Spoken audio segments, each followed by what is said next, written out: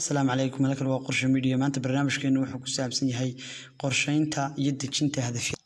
qorshuhu waa qaabayaha iyo qurxiyaha dhadhanka u yeela macnaha nolosha iyo horumarka shaqadeed iyo umadeedba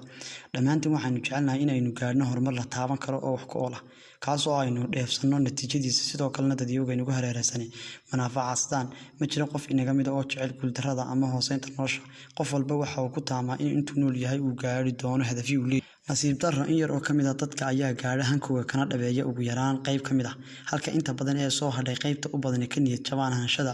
hankooda iyaga oo sameynaya marmarsiyo ay cid kale dusha ka saarayaan guuldarradooda taasoo eedayn aanay waxba ka jirin ah taasoo ay isku qancinayaan in ay waqtiga ama deegaanka ka hor istaagay hanashada hadafyadooda ay nolosha ka lahaayeen tani waxay u noqotaa mid ay niyadda ku dhistaan oo ay iskaga biyaan xanuunka walwalka iyo walaaca xaqiiqda hortaala ee ay iyagu ku kasbadeen caqligooda iyo cididooda jirta sir ka dambaysa qof kasta oo guul ka gaadha hankiisa taasoo qorshaha xeeladaysan ogsoono in qorshahaagu yahay sahamyaha socdaalka aad u galayso gaadhista himilooyinka aad nolosha ka leedahay qofka uu ka qorshe fiican yahay ayaa uga dhow yahay in uu ka gaadho hanashada hadafkiisa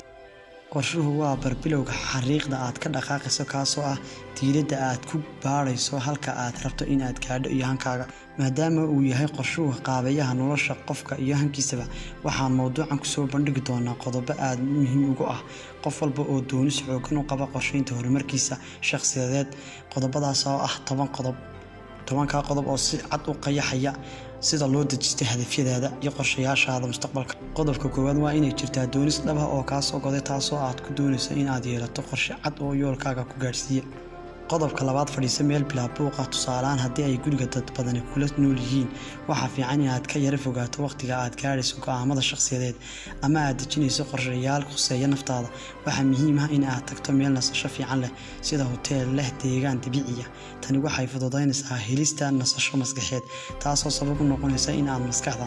falanqayn karto dhammaan go'aanada kasoo burqanaya maskaxdaada dejin kartana qorshe cad oo guul ku dambeeya qodobka saddexaad waa inaad haysataa qalab aad wax ku qorto sida buug iyo qalin ama qalabyada casriga ee sida laptop iyo iPad iska ilaali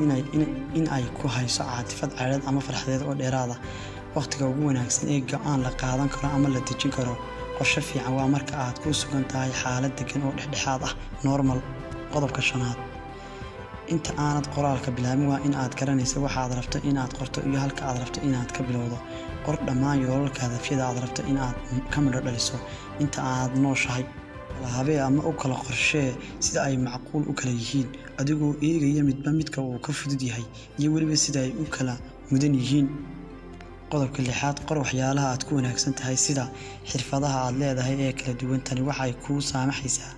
in aad gaarto hadafka kuugu dhow ee aad qaban karayso xirfadiisana aad hayso hadda qodobka toddobaad isku day inaad fahanto aad ku baraarugsan tahay fursadaha aad haysato tusaalahaan waxaynu dayacnay fursado badan oo iskugu jira maal iyo dadba kuwaasoo ay sabab u tahay in aynu si fiican uga warqabin haysashadooda inaad fahanto kana warqabto fursadaha nolosha aad haysato waxay ku horseedaysaa hanashada hadafyadaada nololeed qodobka sideedaad u samee waqtiga qoondaysan mucayana tani waxay kuu fududaynaysaa in aanad waqti badan iska lumin waayo marka aad garanayso ee aad waqti u samayso hawl aad qabanayso waxaa kuu fudud qabashadeeda sababtoo ah dhiirigelinta dabada kaa riixaysa ayuu noqonayaa waqtiga aad ka faa'iidaysanaysaa